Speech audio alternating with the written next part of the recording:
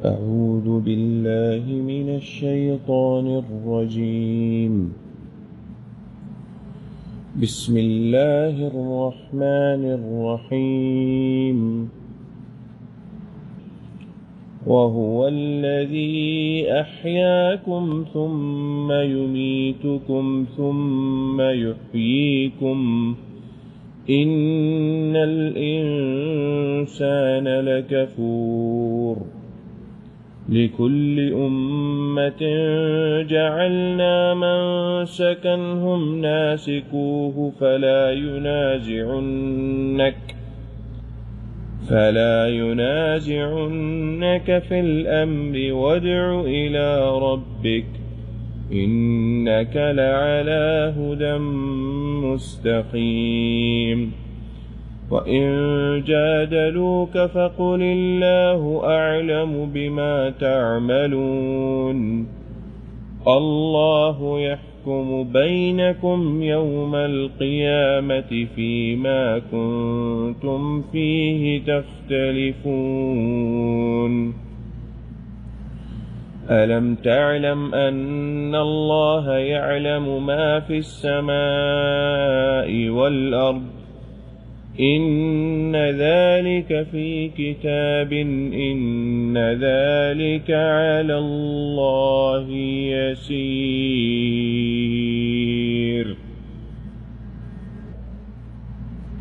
پھر آگے اسی طرح کی چیز اللہ تعالیٰ اگلی آیت میں بیان کر رہے ہیں. اللہ تعالیٰ فرماتے ہیں وَهُوَ الَّذِي أَحْيَاكُمْ، اور وہی ذات ہے جس نے زندہ کیا تمہیں، ثُمَّ يُمِيتُكُمْ، پھر وہ مار دے گا، موت دے گا تمہیں، ثُمَّ يُحْيِيكُمْ، پھر وہ زندہ کر دے گا تمہیں.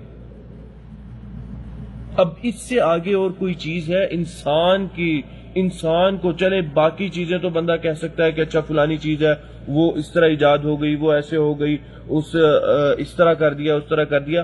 انسان کا زندہ ہونا، انسان کا مر جانا اور پھر زندہ ہو جانا، روح کا نکلنا، کیا کوئی شخص اس چیز کی قدرت رکھتا ہے کہ اگر اللہ تعالی نہ چاہے کہ کسی شخص کے جسم سے روح نکلے، کہ کیا کوئی شخص اس کی قدرت رکھتا ہے کہ اس بندے کی روح نکال سکے؟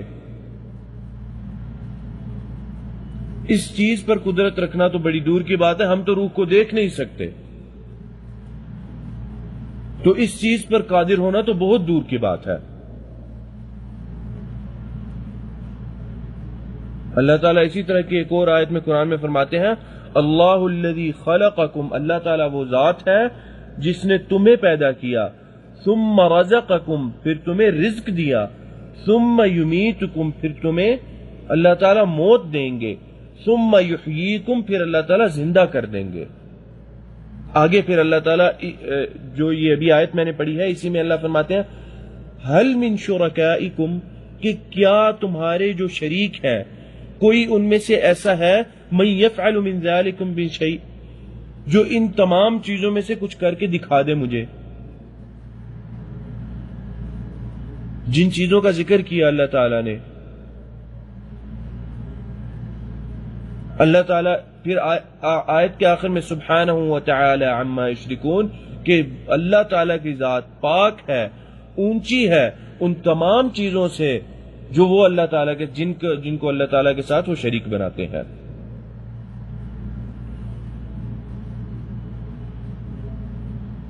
آگے اللہ تعالیٰ فرماتے ہیں اگلی آیت میں لِكُلِّ أُمَّةٍ، ہر امت کے لیے، واسطے ہر امت کے، لام جو ہے یہاں یہ لیے کے معنی میں ہے، لِكُلِّ کے اندر جو لام ہے یہ لیے کے معنی میں ہے.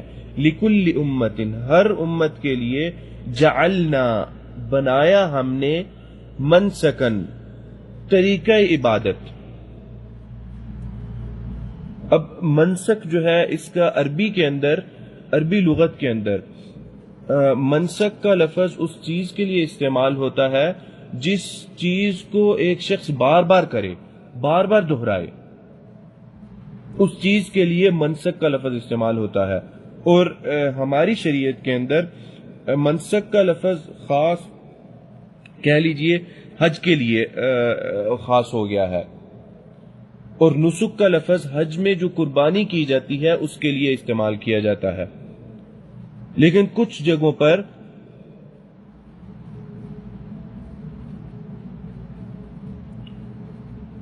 پچھلی آیت کے اندر ایک چھوٹا سا مقطع رہ گیا ہے، ان الانسان، بے شک انسان، لکفور، نہایت ہی منکر ہے، نہایت ہی ناشکرا ہے۔ کفور یا کفرہ سے ہے کفور، اور کفرہ کا لغوی معنی انکار کا ہے۔ یہاں پر انکار اور ناشکری کے معنی میں آئیں گے کہ انسان بے حد ناشکرا اور بڑا ہی منکر ہے۔ آگے جو آیت ہے اس میں لِكُلِّ أُمَّةٍ جَعَلْنَا مَنْسَكًا، ہر امت کے لیے ہم نے ایک راہ عبادت، ایک طریقہ عبادت بنایا۔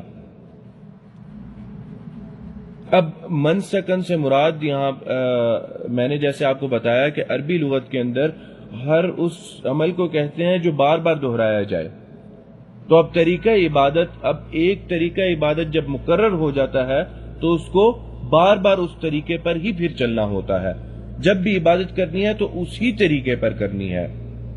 تو اللہ تعالیٰ فرماتے ہیں لِكُلِّ أُمَّةٍ، ہر امت کے لیے، جعلنا، بنایا ہم نے، منسکن، ایک طریقہ عبادت، ایک راہ، ہم راہ کو،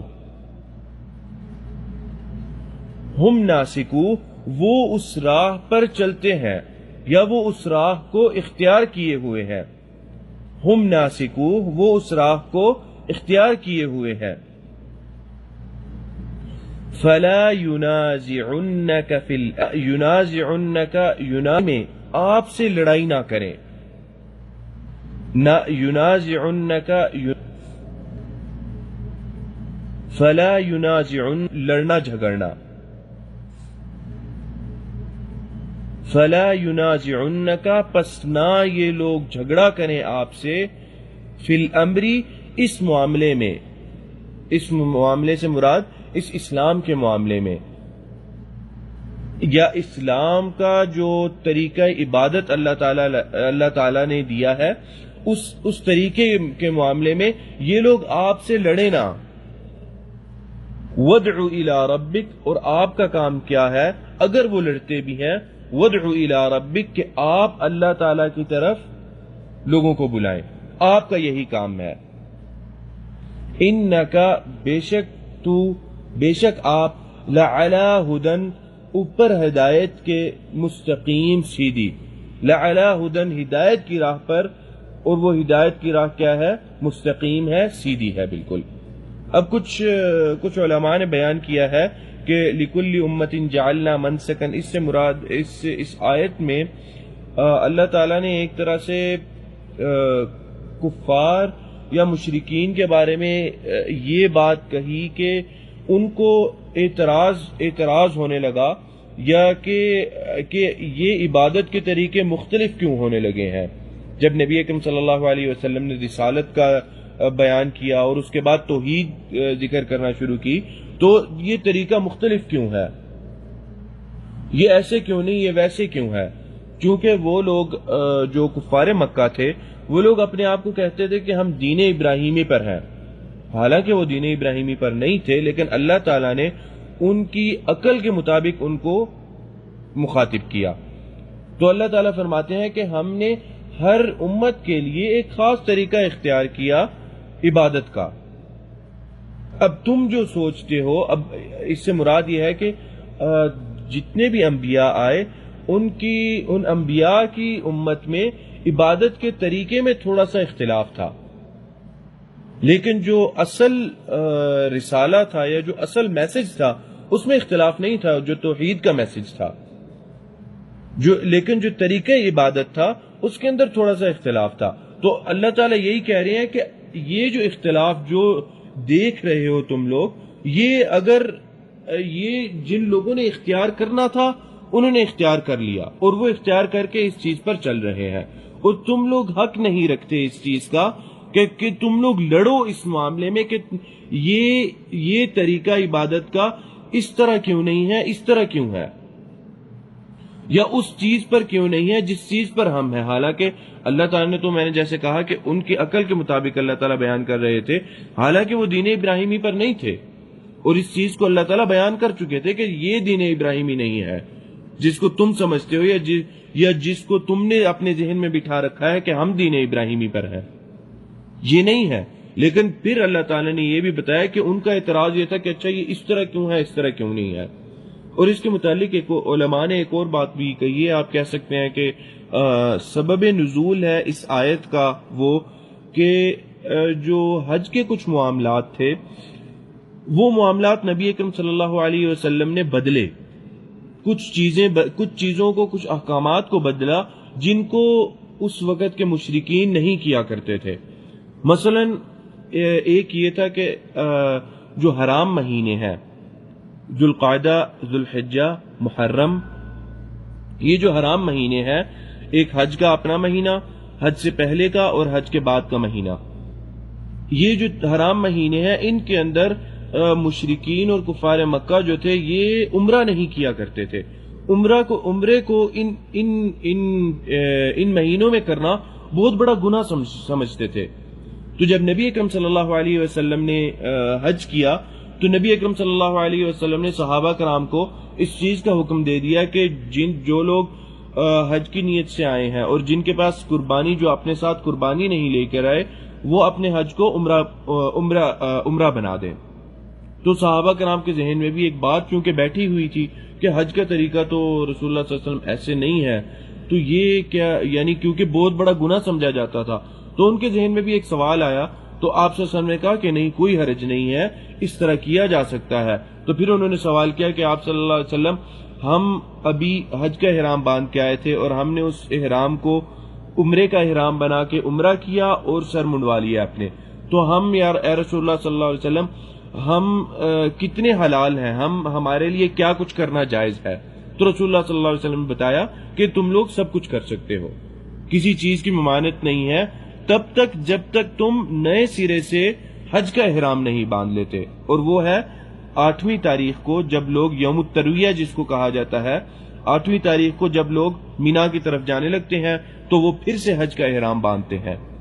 تو اس احرام سے پہلے عمرہ کر کے جب بندہ فارغ ہو جاتا ہے، سر منڈوا لیتا ہے، احرام کھول لیتا ہے، تو وہ بندہ پورا حلال ہو جاتا ہے.